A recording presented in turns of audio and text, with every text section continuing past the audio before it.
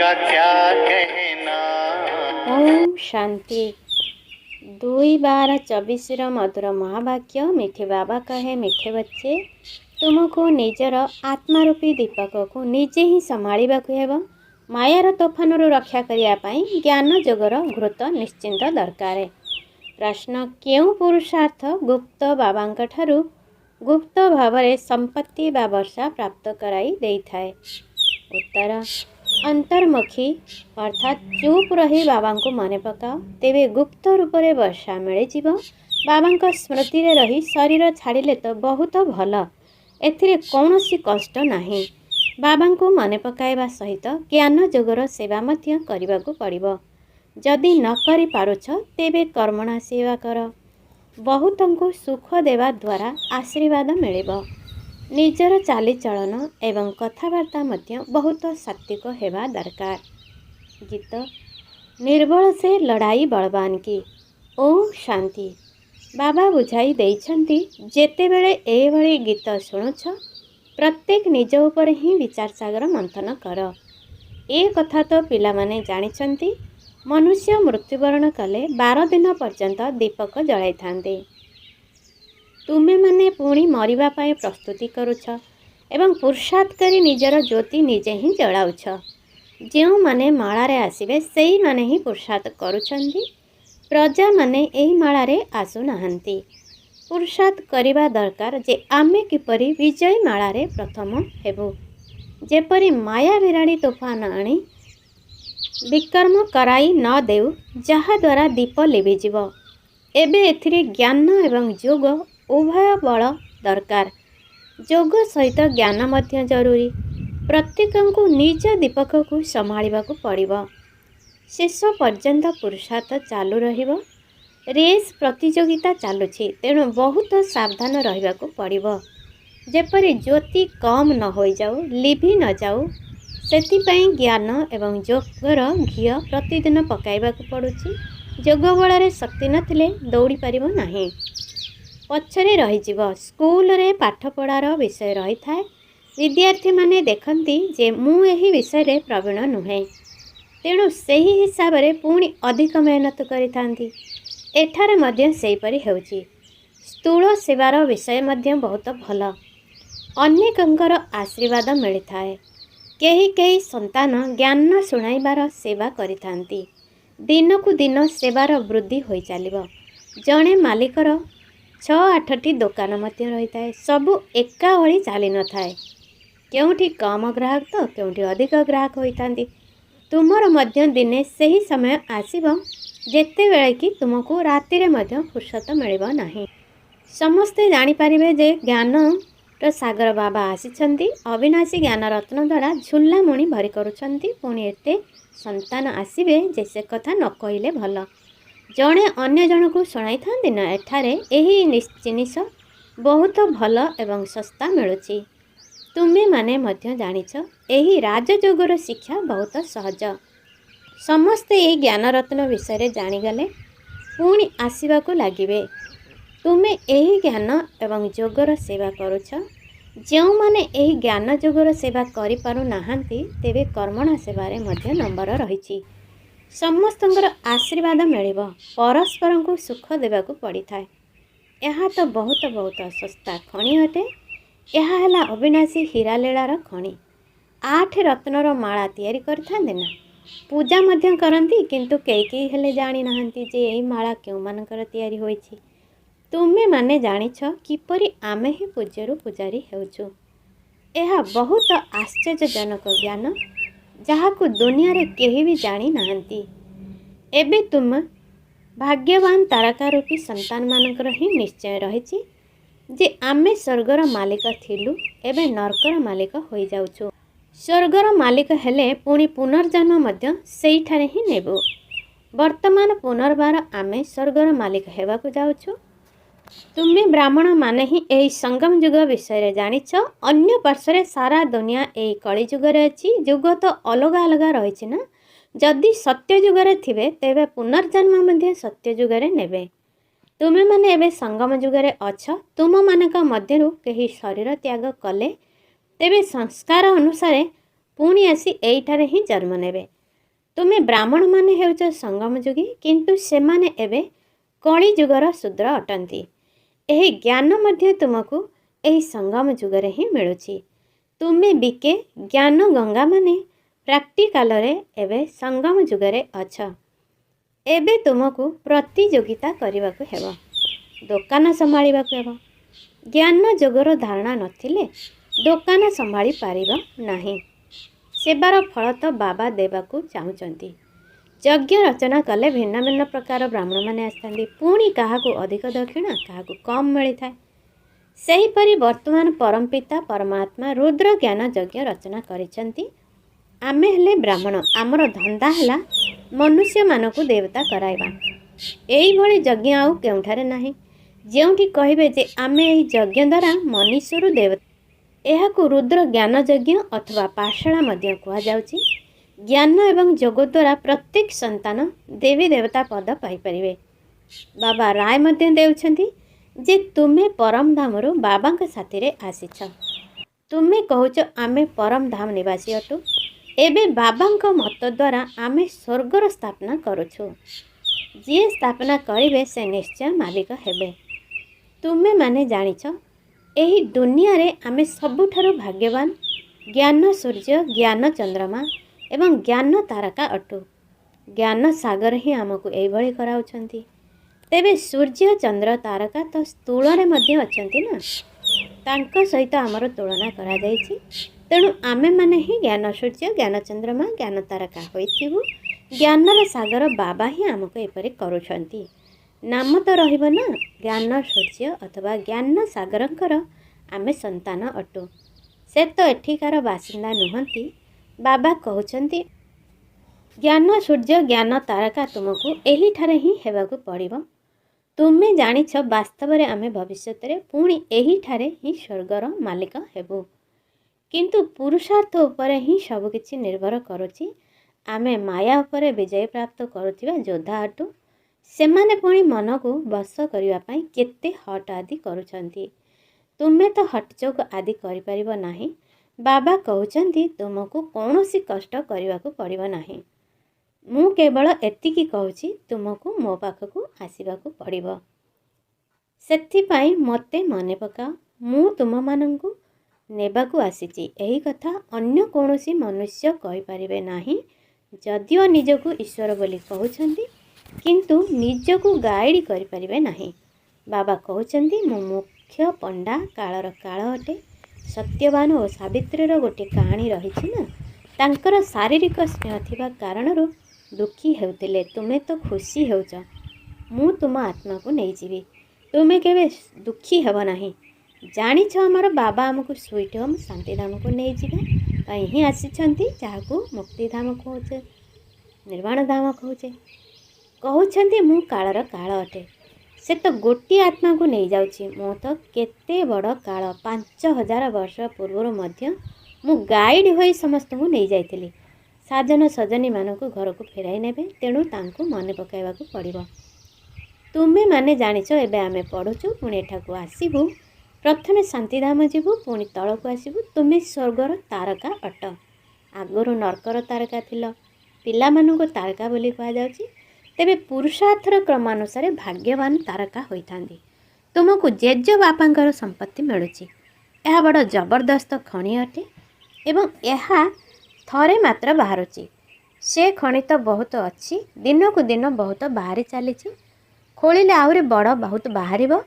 ଏଠାରେ ତ କେବଳ ଥରେ ମାତ୍ର ଗୋଟିଏ ହିଁ ଖଣି, ତାହା ହେଉଛି ଅବିନାଶୀ ଜ୍ଞାନରତ୍ନର ଖଣି। ଏମିତି ତ ଜ୍ଞାନର ପୁସ୍ତକ ବହୁତ ଅଛି, କିନ୍ତୁ ତାକୁ ରତ୍ନ ବୋଲି କୁହାଯିବ ନାହିଁ। ବାବାଙ୍କୁ ଜ୍ଞାନର ସାଗର କୁହାଯାଉଛି, ଯିଏ ଅବିନାଶୀ ଜ୍ଞାନ ରତ୍ନର ନିରାକାରୀ ଖଣି ଅଟନ୍ତି। ରତ୍ନ ଦ୍ୱାରା ଆମେ ନିଜର ଝୁଲାମଣି ଭରି କରୁଛୁ। ତେଣୁ ତୁମେମାନେ ଖୁସି ହେବା ଉଚିତ। ପ୍ରତ୍ୟେକଙ୍କର ଶୁଦ୍ଧ ଅଭିମାନ ରହିଛି। ଦୋକାନରେ ଅଧିକ ବିକ୍ରି ହେଲେ ତା'ର ନାଁ ମଧ୍ୟ ବିଖ୍ୟାତ ହୋଇଯାଏ। ତୁମେ ଏଠାରେ ପ୍ରଜା ସହିତ ଉତ୍ତରାଧିକାରୀ ମଧ୍ୟ ତିଆରି କରୁଛ। ତେଣୁ ଏଠାରୁ ରତ୍ନର ଝୁଲା ଭରି ପୁଣି ସେଠାରେ ଯାଇ ଦାନ ଦେବାକୁ ହେବ। ପରମପିତା ପରମାତ୍ମା ହିଁ ଜ୍ଞାନର ସାଗର ଅଟନ୍ତି, ଯିଏକି ଜ୍ଞାନରତ୍ନ ଦ୍ୱାରା ତୁମମାନଙ୍କର ଝୁଲା ଭରୁଛନ୍ତି। ବାକି ସେଇ ସମୁଦ୍ର ନୁହେଁ ଯାହାର ବର୍ଣ୍ଣନା ଶାସ୍ତ୍ରରେ ଦେଖାଯାଇଛି ଯେ ରତ୍ନର ଥାଳି ଭରି ଦେବତାମାନଙ୍କୁ ଦେଉଛି। ସେହି ସାଗରରୁ ଏହି ଜ୍ଞାନରତ୍ନ ମିଳିନଥାଏ। ଏହା ହେଉଛି ଜ୍ଞାନ ରତ୍ନର କଥା। ଗ୍ରାମାନୁସାରେ ପୁଣି ତୁମକୁ ରତ୍ନ ଖଣି ମଧ୍ୟ ମିଳୁଛି। ସେଠାରେ ପ୍ରଚୁର ହୀରାଲୀଳା ରହିବ, ଯେଉଁଥିରେ ପୁଣି ଭକ୍ତି ମାର୍ଗରେ ମନ୍ଦିର ଆଦି ତିଆରି କରିବ। ଭୂମିକମ୍ପ ଇତ୍ୟାଦି ହେଲେ ସେସବୁ ତଳକୁ ଚାଲିଯାଏ। ସେଠାରେ ତ ମହଲ ଆଦି ବହୁତ ତିଆରି ହେବ, ଗୋଟିଏ ନୁହେଁ। ଏଠାରେ ମଧ୍ୟ ରାଜାମାନଙ୍କର ବହୁତ ପ୍ରତିଯୋଗିତା ହେଉଛି।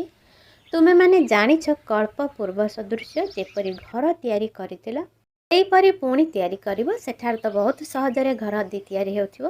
ବିଜ୍ଞାନ ବହୁତ କାମ ଦେଇଥାଏ, କିନ୍ତୁ ସେଠାରେ ସାଇନ୍ସ ଶବ୍ଦ ରହିବ ନାହିଁ। ସାଇନ୍ସକୁ ହିନ୍ଦୀରେ ବିଜ୍ଞାନ ବୋଲି କହିଥାନ୍ତି। ଆଜିକାଲି ତ ବିଜ୍ଞାନ ଭବନ ବୋଲି ନାମ ରଖିଦେଇଛନ୍ତି।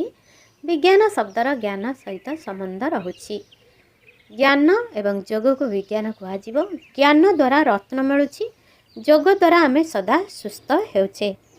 ଏହା ଜ୍ଞାନ ଏବଂ ଯୋଗର ନଲେଜ ଅଟେ, ଯାହାଦ୍ୱାରା ପୁଣି ବୈକୁଣ୍ଠରେ ବଡ଼ ବଡ଼ ଭବନ ତିଆରି ହେବ।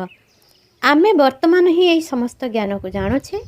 ତୁମେମାନେ ଜାଣିଛ ଆମେମାନେ ଭାରତକୁ ସ୍ୱର୍ଗ କରୁଛୁ। ତୁମର ଏହି ଦେହ ସହିତ କୌଣସି ମମତ୍ୱ ନାହିଁ। ଆମେ ଆତ୍ମା ଏହି ଶରୀରକୁ ତ୍ୟାଗ କରି ସ୍ୱର୍ଗରେ ଯାଇ ନୂଆ ଶରୀର ନେବୁ। ସେଠାରେ ମଧ୍ୟ ଜାଣିଥାନ୍ତି ଯେ ଏହି ପୁରୁଣା ଶରୀରକୁ ତ୍ୟାଗ କରି ନୂଆ ଶରୀର ନେବୁ। ସେଠାରେ କୌଣସି ଦୁଃଖ ଅଥବା ଶୋକ ରହିବ ନାହିଁ। ନୂଆ ଶରୀର ନେଲେ ତ ଭଲ କଥା। ଆମକୁ ବାବା ଏପରି କହୁଛନ୍ତି ଯେପରି କଳ୍ପ ପୂର୍ବରୁ ମଧ୍ୟ ହୋଇଥିଲା। ଆମେ ମନୁଷ୍ୟରୁ ଦେବତା ହେଉଛେ। ବାସ୍ତବରେ କଳ୍ପ ପୂର୍ବରୁ ମଧ୍ୟ ଅନେକ ଧର୍ମ ଥିଲା। ଗୀତାରେ ଏସବୁ କଥା କିଛି ନାହିଁ। ଗାୟନ ମଧ୍ୟ ରହିଛି। ବ୍ରହ୍ମାଙ୍କ ଦ୍ୱାରା ଆଦି ସନାତନ ଦେବୀ ଦେବତା ଧର୍ମର ସ୍ଥାପନା ହେଉଛି। ଅନେକ ଧର୍ମର ବିନାଶ କିପରି ହେଉଛି ତାହା ତୁମେମାନେ ବୁଝାଇ ପାରିବ। ଏବେ ସ୍ଥାପନା ହେଉଛି। ବାବା ଯେତେବେଳେ ଆସିଥିଲେ ସେତେବେଳେ ଦେବୀ ଦେବତା ଧର୍ମ ପ୍ରାୟ ଲୋପ ହୋଇଯାଇଥିଲା। ପୁଣି ପରମ୍ପରା କିପରି ଚାଲିଥିବ, ଏହା ବହୁତ ସହଜ କଥା। ବିନାଶ କାହାର ହେଲା? ଅନେକ ଧର୍ମର। ତେବେ ବର୍ତ୍ତମାନ ଅନେକ ଧର୍ମ ରହିଛି ନା। ବର୍ତ୍ତମାନ ଅନ୍ତିମ ସମୟ, ତେଣୁ ସୃଷ୍ଟିର ସମସ୍ତ ଜ୍ଞାନ ତୁମମାନଙ୍କ ବୁଦ୍ଧିରେ ରହିବା ଉଚିତ। ଏମିତି ନୁହେଁ ଯେ କେବଳ ଶିବ ବାବା ହିଁ ବୁଝାଉଛନ୍ତି। କ'ଣ ଏହି ବାବା କିଛି ହେଲେ କହୁନାହାନ୍ତି? ଏହାଙ୍କର ପାଠ ମଧ୍ୟ ଅଛି। ବ୍ରହ୍ମାଙ୍କ ଶ୍ରୀମତର ମଧ୍ୟ ଗାୟନ ରହିଛି। ଶ୍ରୀକୃଷ୍ଣଙ୍କ ପାଇଁ ତ ଶ୍ରୀମତ କହୁନାହାନ୍ତି।